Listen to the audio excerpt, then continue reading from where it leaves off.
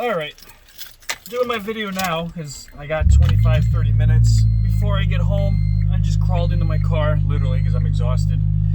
I already got my earplugs out, so I figured I would do this video now instead of when I get home, because I'm probably going to fall asleep and get tired.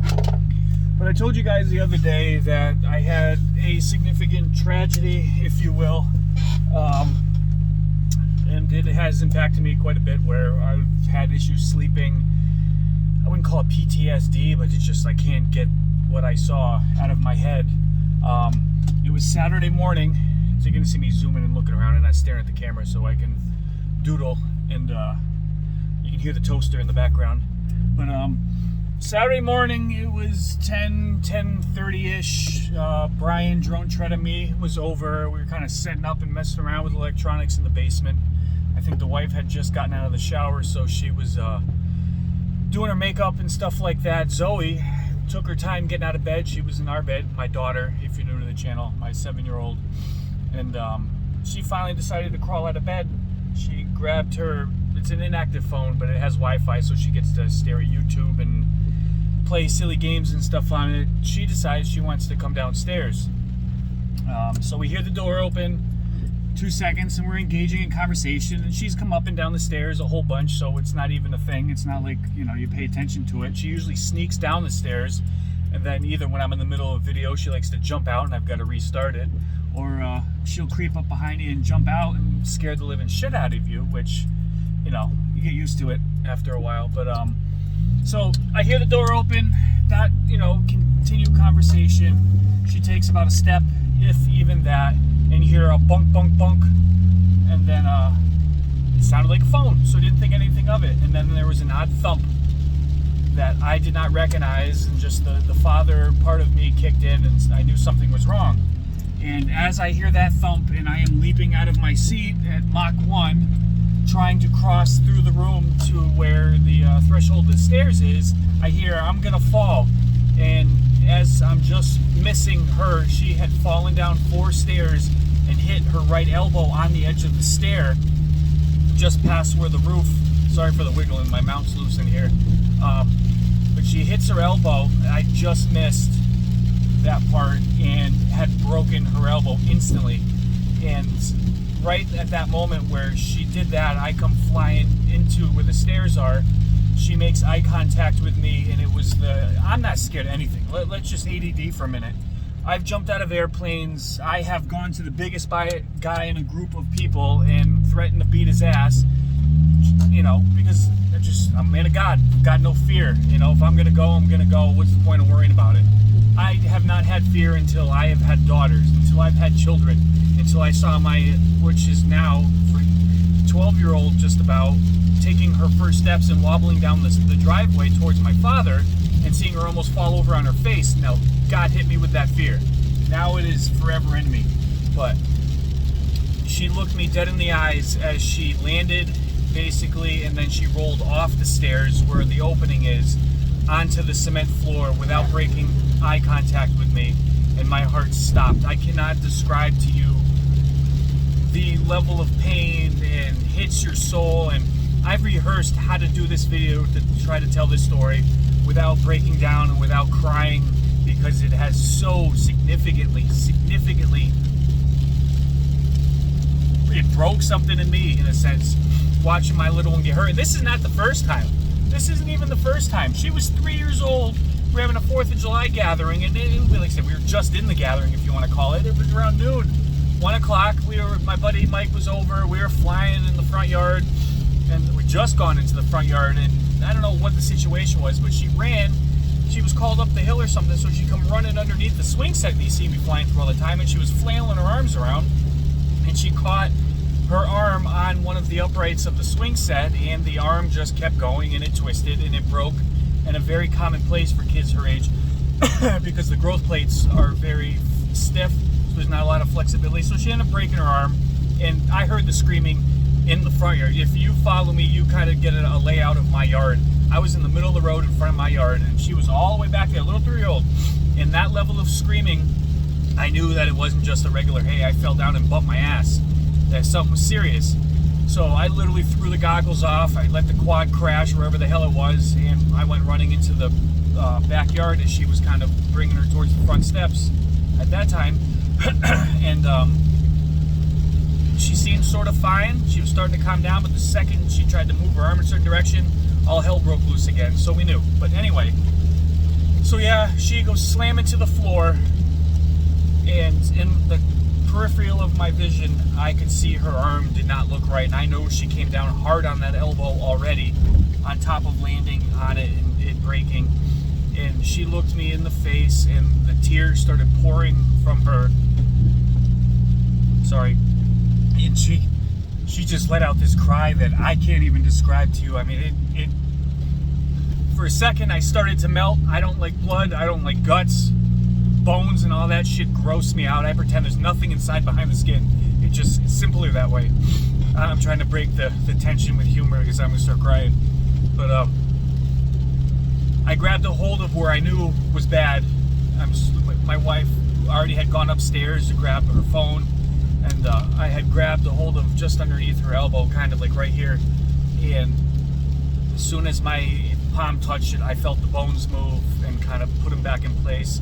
And Brian, God bless you, thank you for being there, not only for her, but for me, because he kept me calm in the situation. We tried as best we could to keep Zoe calm, and she was an absolute trooper. She was starting to panic, but the adrenaline kicked in, so there was pain, but then there wasn't. She was crying and screaming because she knew something was wrong. She saw the look in my eyes and the tears in my eyes. But we just instant parent mode, my wife and I. Like I said, as soon as I got a hold of her hand, I knew that it was broken, so I yelled to her to call 911 when she got her phone. And Brian and I got her up the stairs. We got her on the couch. 7-8 minutes, I think.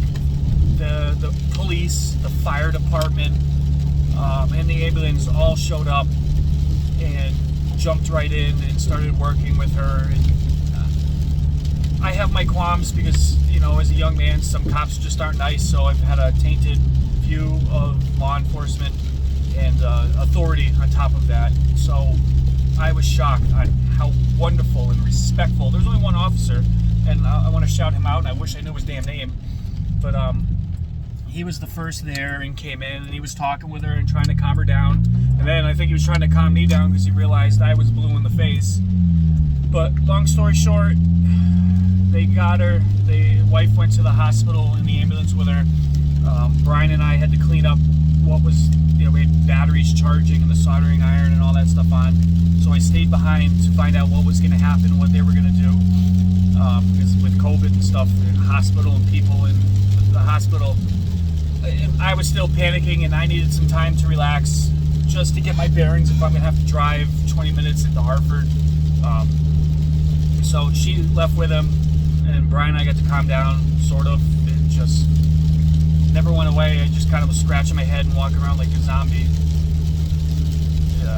Horrible, but what she ended up doing was shearing off the bone completely, like taking the top off a carrot kind of thing.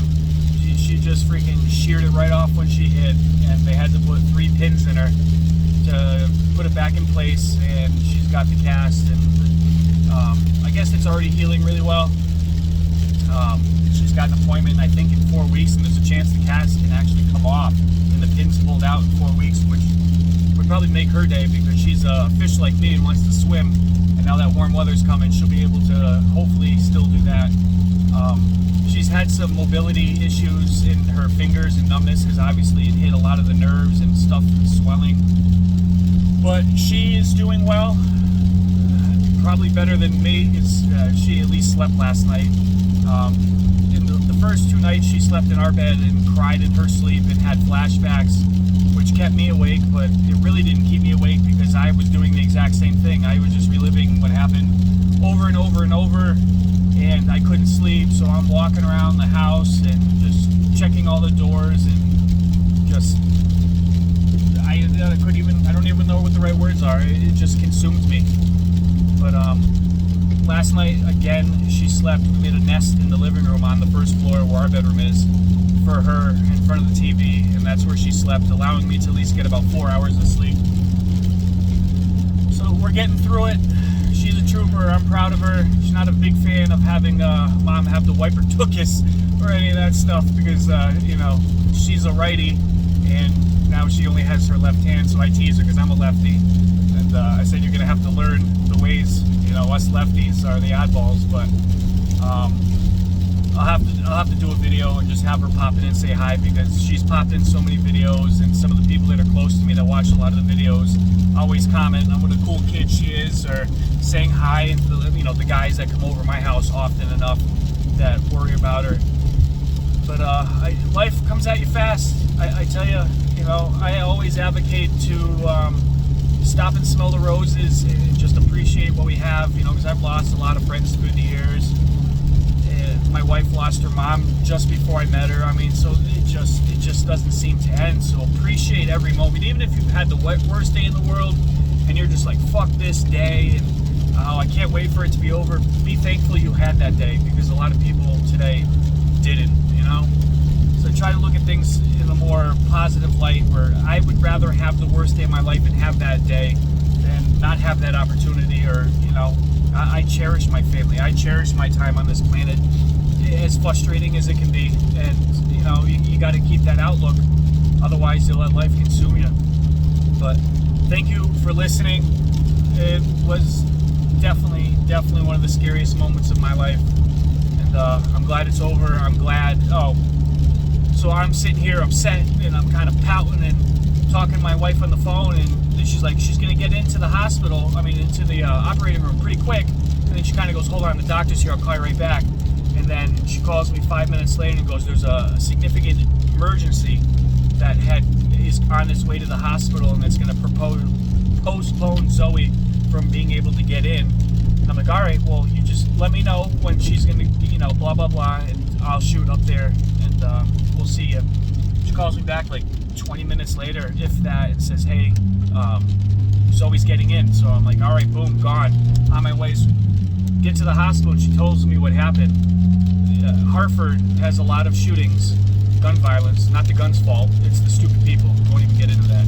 But this person shot into a car with a mother and a couple kids and ended up striking, I only know of the 3-year-old child, and it could have been other people. I don't know the full story, but that was the other emergency, that a 3-year-old child was struck by a bullet and didn't make it, I guess, on the way to the hospital. But I guess you have to pronounce the child dead at the hospital, so the operating room never got taken,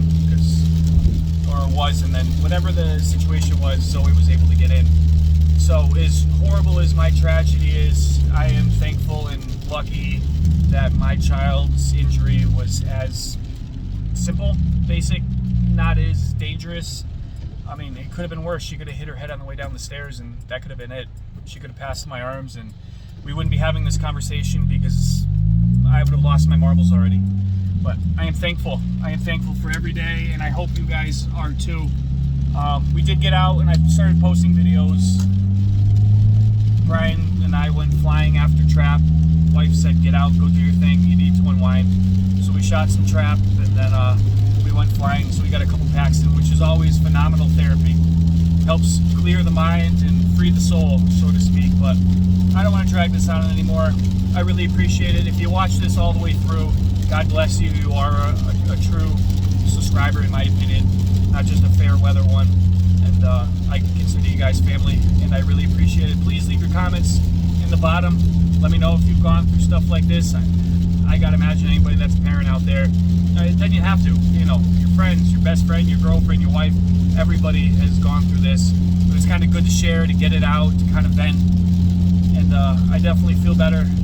I didn't think I'd be able to get through this. I tried just thinking of how to have this conversation because I wanted to share it with you guys, because I share as much as I can. You know, I'm more than just a flyer.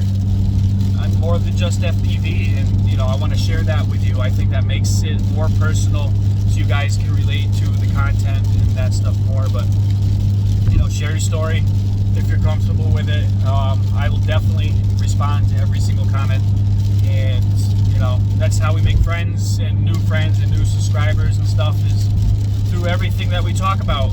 So I got a couple more minutes to get home, unwind, have a beer, spend some time with the fam. I think some cool paranormal shows are on tonight, and appreciate what I have. So God bless you guys. I really appreciate it. Hopefully my voice is audible enough through the drone of the exhaust on the toaster. And thumbs up. Peace out.